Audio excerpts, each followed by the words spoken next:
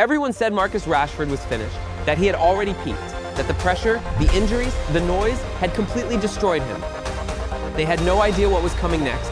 Because Rashford didn't disappear, he rebuilt himself, leaving Manchester United, shocking the Premier League by choosing Aston Villa and then reinventing himself again at Barcelona, becoming one of Europe's most dangerous forwards. This isn't a comeback story, it's the rise, collapse, and total rebirth of Marcus Rashford. Before the world doubted him, Marcus Rashford was something different.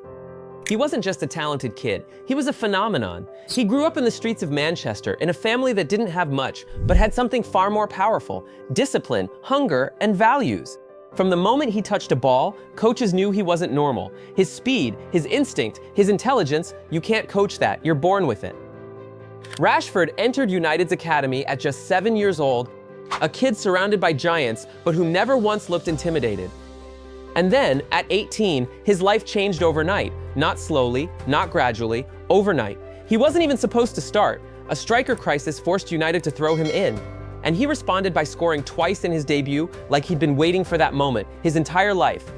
Then he did it again 3 days later. Then he tore apart Arsenal. Then he scored in a Manchester derby. It didn't feel real, it felt scripted. Old Trafford didn't just cheer for him, they crowned him. The local boy, the humble kid, the dream that every Manchester child grows up with. Rashford became the symbol of hope for a club drowning in chaos. It didn't matter who the manager was. It didn't matter how broken the squad looked. Whenever Rashford touched the ball, United believed. But here's the problem the world never talks about. When you rise too fast, when you're asked to save a club at 18, when millions expect you to be the hero every single week, you never get the chance to grow. You just carry and carry and carry until eventually the weight becomes too heavy. The same kid who lifted United on his back was about to face the chapter of his life that no one could predict. The part of the story where everything he built started to crumble. And not because he wasn't good enough, but because no one ever taught him how to slow down, how to recover, or how to breathe. Rashford didn't just fall off. People love simple narratives. He lost form, he stopped caring, he's finished. But the truth behind his downfall was deeper, heavier, and far more human. From the moment he exploded at 18, he wasn't treated like a young player. He was treated like a savior. No development plan, no patience, no protection, just expectations. Massive, unrealistic expectations. He didn't get years to grow, he got weeks. He wasn't allowed to learn, to be inconsistent, to make mistakes. Every bad touch became a headline. Every missed chance turned into a crisis. He wasn't rising anymore, he was drowning. And the environment around him didn't help. Manchester United changed identity every season. One coach wanted high pressing, another wanted slow build-up, another preferred direct football. Rashford never knew who he was as a player because United didn't know who they were as a team. One year he was a winger, next year a striker, next year a second striker. Next season he was isolated out wide with zero support, zero stability, zero clarity, zero development. A talent needs structure. Rashford got chaos. Then came the injuries, the silent killers, back problems, shoulder issues, muscle tears, fatigue, burnout, mental exhaustion. He played through pain for years because he felt he had to. United relied on him. The fans expected him. The media demanded him. Pain became normal, exhaustion became routine, and you cannot build confidence when your body is collapsing. Off the field, the pressure only intensified. He wasn't just a footballer anymore, he became a national figure. Campaigns, interviews, activism, responsibility. Suddenly his football wasn't an escape, it was another battlefield. Every mistake was magnified, every bad game turned into a scandal, every facial expression became a debate. He was a kid expected to carry not just a club, but a country. No one survives that without damage, and eventually, it caught up with him. The pressure, the injuries, the scrutiny, the tactical confusion, the exhaustion, the noise, the weight of being Marcus Rashford. His confidence disappeared, his joy disappeared, his spark disappeared. This wasn't a decline, this was burnout, a complete emotional collapse disguised as poor form. For the first time in his career, Rashford wasn't just struggling, he was lost. But what the world didn't know is that this collapse was about to trigger the most unexpected transformation of his entire career.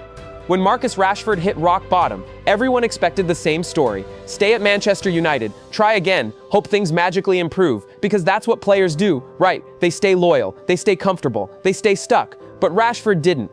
He made a decision that shocked the entire Premier League, a decision people said he would never take. He walked away, leaving Manchester United, the club that raised him, the club that made him a star, the club he grew up dreaming about. It wasn't betrayal, it wasn't weakness, it was self-preservation. Rashford realized something powerful. He couldn't rebuild himself in the same place that broke him. He needed distance from the noise. He needed space to breathe. He needed a reset. And that reset came from the most unexpected place, Aston Villa. No one understood it at first. Why Villa? Why not Real Madrid, PSG, Juventus? Why take a step sideways, or even backwards on paper? But Rashford wasn't chasing prestige anymore. He was chasing clarity, a stable environment, a defined role, a manager who actually knew how to use him, a dressing room without politics, without pressure, without a spotlight burning him alive. Villa gave him exactly that. A safe place to rebuild, a system built on intensity, movement, and structure, exactly what Rashford had been missing for years. He arrived at Villa not as a superstar, but as a player in need of repair. And that humility became his biggest advantage. At Villa, he wasn't expected to save anyone. He just had to find himself again. Little by little, the spark came back. The first touches were cleaner, the runs were sharper, the finishes were confident. The joy, the pure joy returned to his face. He began to look free for the first time in years, not playing with fear, not playing with pressure, playing with intention. And while the world wasn't watching too closely, something was changing. Rashford wasn't just recovering, he was evolving. The kid from Manchester was turning into a complete forward, smarter, calmer, more dangerous than ever before, and the football world started noticing. Clubs began calling, scouts began traveling, rumors started spreading, but one club wasn't just watching. They were preparing something bigger, a move that would rewrite everything that came before: Barcelona. When Rashford arrived at Aston Villa, he wasn't a superstar anymore. He was a question mark. A what happened to him? A player people had already written off. But that was the beauty of it. For the first time in his life, Rashford didn't walk into a club carrying the weight of millions of expectations. He didn't have to be the hero, he didn't have to save anyone, he didn't have to pretend he was okay. He was finally allowed to breathe. At Villa, the pressure was replaced with something he had forgotten existed in football: patience. The manager didn't ask him to fix the team, he asked him to understand it, to learn, to rebuild, to become whole again. Training was different, the environment was different, the conversations were different. For the first time in years, coaches focused on Marcus the footballer, not Marcus the symbol. Villa didn't treat him like a savior. They treated him like a human being who needed structure. And that's exactly what he got: a defined role, clear instructions, a tactical system built on movement and intelligence. The perfect environment for a player like him. He wasn't running aimlessly anymore. He wasn't isolated on the wing. He wasn't carrying chaos on his back. He had freedom, but inside a structure, responsibility but without pressure, expectations but realistic ones. Slowly, his football began to change. His first touch grew sharper, his confidence returned. He started attacking spaces with purpose. He stopped hesitating in front of goal. His instincts came back, the ones he had when he was 18 but now matured. Rashford became colder, more efficient, more intelligent, less emotional, more complete. A forward who finally understood his strengths because he finally had the time and space to rediscover them. The joy returned to his face. And when a footballer starts enjoying the game again, everything changes. He wasn't the chaotic spark he used to be at United. He was something scarier, a controlled weapon. Villa didn't just revive Marcus Rashford. They refined him, polished him, rebuilt him from the inside out. And once the world saw that the spark was back, once clubs realized he wasn't finished but evolving, interest exploded. But one club wasn't just interested, they understood him. They saw the player he was becoming and the player he could finally be. When Barcelona called, it wasn't a rumor, it wasn't a negotiation tactic, it wasn't a headline, it was real and it was personal. Because Barca didn't just see the Rashford who was scoring again, they saw the Rashford who had grown, who had rebuilt himself, who had matured into a player with intelligence, timing and purpose. Barcelona saw a forward who finally understood who he was, so when the offer arrived, it felt like destiny. A club built on movement, rhythm, and freedom, offering exactly what Rashford had spent years searching for: clarity, identity, and trust. When he walked into the Camp Nou for the first time, you could see it in his eyes. This wasn't just a transfer, it was a rebirth. Barca didn't ask him to be a hero, they asked him to belong, to become part of a system that amplified his strengths instead of exposing his weaknesses. And that changed everything. Training at Barcelona reshaped him in ways Aston Villa couldn't. The speed of play, the positional discipline, the demand for intelligence in every touch. It forced Rashford to elevate his game, not emotionally, but mentally. He wasn't just running fast anymore, he was thinking fast, reading space, predicting movement, attacking gaps before defenders even reacted. Barcelona turned him from a raw weapon into a precision tool. And on the pitch, it showed. His diagonal runs became lethal. His finishing grew colder, more calculated. He wasn't losing the ball under pressure. He was creating danger from nothing. He wasn't dribbling blindly. He was manipulating defenders with timing and angles. Rashford found something in Barcelona that he never had at Manchester United and only rediscovered at Aston Villa: a role, a purpose, a football identity. He finally knew what kind of player he was meant to be. And with that clarity came something even more powerful: confidence. Not the emotional confidence of an 18-year-old star who believed he could do anything, but the controlled confidence of a man who had been broken, rebuilt, and sharpened. Barcelona got a forward who wasn't just fast, he was dangerous, not just explosive, but intelligent, not just talented, but complete. This wasn't a comeback, this was evolution. Marcus Rashford didn't return to the top the same way he arrived. He returned better, smarter, more resilient, more deadly, and the world began to realize something.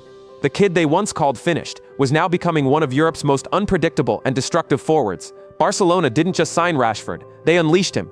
By the time Rashford settled into Barcelona's system, something incredible had happened. He wasn't the player he used to be, and he wasn't the player people expected him to become. He was something entirely new. The rebirth wasn't sudden. It wasn't a viral moment or a highlight reel goal. It was a slow, powerful transformation built from every scar he carried. At Barcelona, Rashford didn't just regain confidence, he built a new version of it. The fragile confidence he had at Manchester United, the kind that disappeared with every headline, was gone. The forced confidence he had at Aston Villa, the one built from survival, was just the foundation. What he found at Barca was different, a calm, controlled, unshakable belief that came from finally knowing who he was as a footballer.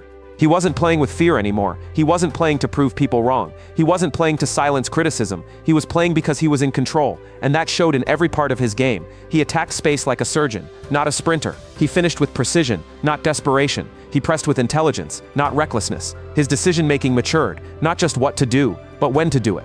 Rashford became a forward who didn't need 10 chances to score. He only needed one. The pressure that once crushed him now fueled him. The noise that once drowned him now couldn't touch him. The criticism that once broke him now couldn't reach him. He had transformed pain into clarity, doubt into discipline, chaos into identity, and the world noticed. Fans saw a calmer Rashford.